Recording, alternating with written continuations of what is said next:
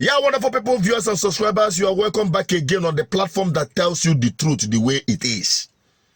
Talking about Nigerian leaders, so-called leaders, who occupied sensitive positions, ministers, assessors, governors, even presidents. And away from country they say they love so much and they have served to a foreign enjoy legacies of good governance. Alison-Madueke is being tried in London for bread. In case you know, she has been granted bail of £70,000, and this is got information. So that is the Zeni there, as you can see. She has perfected her bail condition, and now she's heading out. All the Nigerians can see Koiki Media, Star Radio UK, as we bring you the live feed for the very first time of Alison-Madueke. She must, I'm sure many Nigerians will be excited to see her right now. That is the face of Alison-Madueke, the former oil minister in Nigeria under Jonathan. Once again, this is the Star Radio UK, the finest African and Caribbean radio station in London. She has actually perfected the £70,000 bail, and she's not going to be traveling anytime soon, according to the information.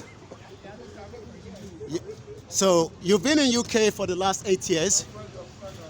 So can you tell us why we've not seen or heard from you for the last 8 years? Once again, she's still right here with us. And once again,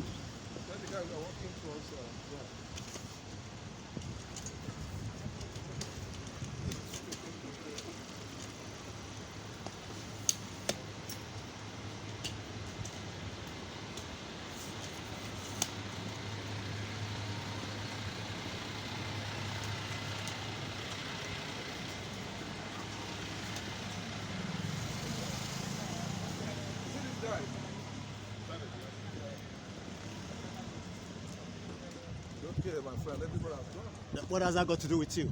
Don't ask me any question about it's okay.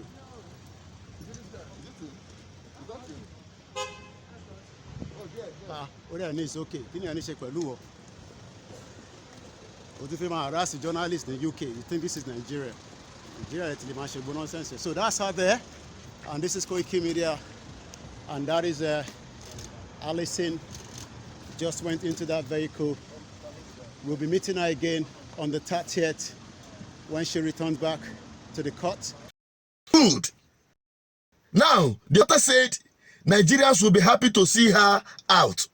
I don't think I heard him right. But if that is the case, honestly speak, no reasonable Nigerian should be happy to see these people walk and live freely like normal human beings abroad.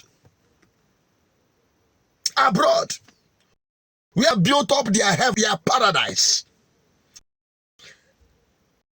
Why using public office in Nigeria to do that at the detriment of Nigerians who eventually clap for them? Very soon, they say they will come out for governors, and you see people who will back her up and be clapping for her and push her into government because she's sharing you peanuts. Oil contracts.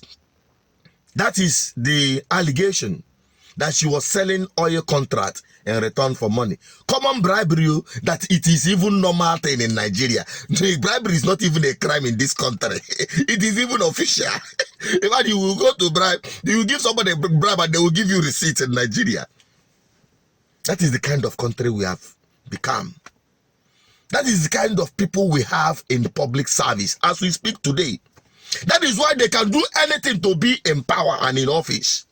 That is why they will continue jumping from one portfolio to the other, from governor to senator, from senator to House of Rep, from House of Rep to ministry appointments and the rest of them, and president. At the end of the whole day, they will boom, immediately they are no longer within the corridors of power, to the place where they have prepared for themselves. They have prepared for themselves at your own detriment. They are not going to fix your school. They are not going to fix your hospitals. They are not going to fix your road. They are not going to create infrastructures that will enable business to thrive. They are not going to create enabling environment for youth to have opportunity. The same youth will be the ones clapping for them. The rest will end up in church praying and hoping that God will come down to save them. Creating insecurity. You saw how she was walking freely. Can she do that even in her own village in Nigeria? To walk freely like that without any kind of security, all manner of armed security men around her? Can she do that? No. We've seen many of them, just like the governor of Anambra State that was walking dog in America freely. Can he do that in Nigeria? Immediately they finish their service here, boom, they run away. Now tell me, you Nigerians, why would you allow such people to be in corridors of power? It is because of naivety and your carelessness. You don't care about people who go into power. You don't even care about elections and the problem. When I talk about it, people say rubbish on the comment section. You see, demented victims of this situation castigating the process we are profiling.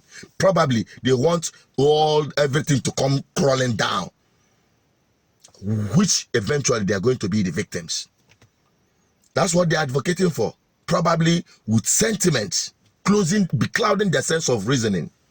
You want to divide Nigeria? Fine, I don't have problem with that. But how do you do that? How will you start? How will you do that without you being the victim?